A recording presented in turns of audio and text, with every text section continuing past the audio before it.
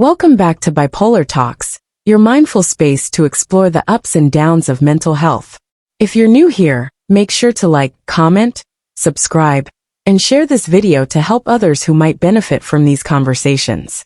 In our last episode, we dove deep into depression. Today we're flipping the coin to explore the other side, mania. While depression pulls us down into low mood and low energy, mania does the opposite.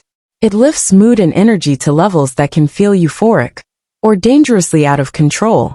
Let's walk through it together, mindfully and with compassion. Mania is the defining high of bipolar disorder, a condition that involves extreme mood swings, from deep lows to soaring highs. As we did with depression, we'll begin with how mania is diagnosed, explore who it affects, what to expect over time, and the most effective treatments available. So what does mania look like? Someone in a manic state might describe their mood as amazing, unstoppable, or on top of the world. That might sound great at first, but here's the catch. In mania, the emotional gas pedal is stuck, and the brakes are gone. They can't slow down, no matter the situation. I once cared for a patient in a manic episode whose mother had just suffered a life-threatening accident.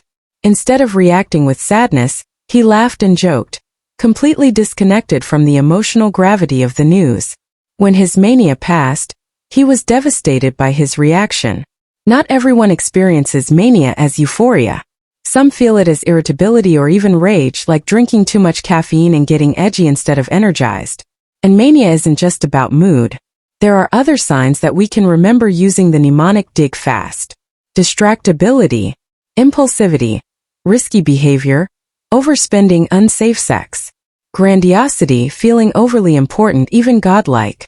Flight of ideas, racing thoughts. Activity increase, especially goal-driven tasks. Sleep decrease, needing almost none. Talkativeness, non-stop speech or pressured talking. To be diagnosed with a manic episode, someone must have an elevated or irritable mood and at least 3 dig-fast symptoms, for if irritability is the main mood, and the symptoms must last for at least 1 week. Think of it this way. If depression is 2 blue weeks, mania is 1 wild week. While mania may seem rare, it's serious. It often leads to risky behavior, accidents, or legal trouble. And it's usually followed by a crash into depression, forming the cycle we call bipolar disorder.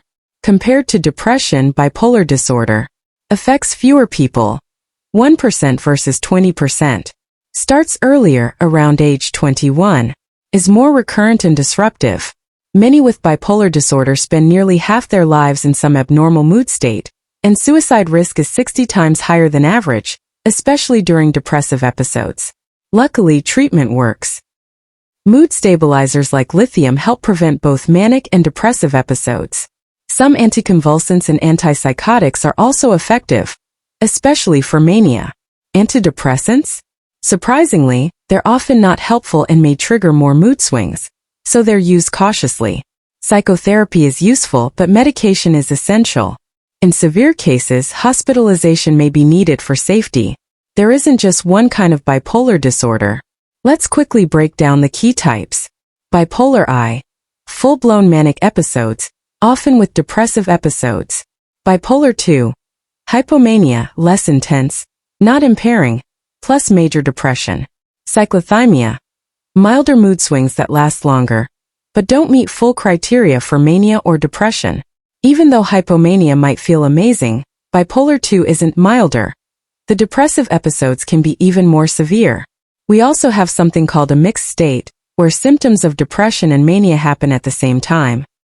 Think low mood with racing thoughts and high energy, a dangerous combo that significantly raises the risk for suicide. Over 50% of people with bipolar disorder will also experience psychotic symptoms at some point, hallucinations or delusions, especially during extreme mood episodes. This often calls for antipsychotic medication, alongside a mood stabilizer. Bipolar disorder is complex. Diagnosing it requires attention to detail and understanding the full picture of someone's mood states. If this video helped bring some clarity, mindfully hit that like button, leave a comment, subscribe for more episodes, and share it with someone who might benefit. And as always, this video is for educational and informational purposes only. It's not a substitute for professional help. If you or someone you love is struggling, please reach out to a qualified mental health expert. Take care of yourselves, stay curious, and we'll see you in the next episode of Bipolar Talks.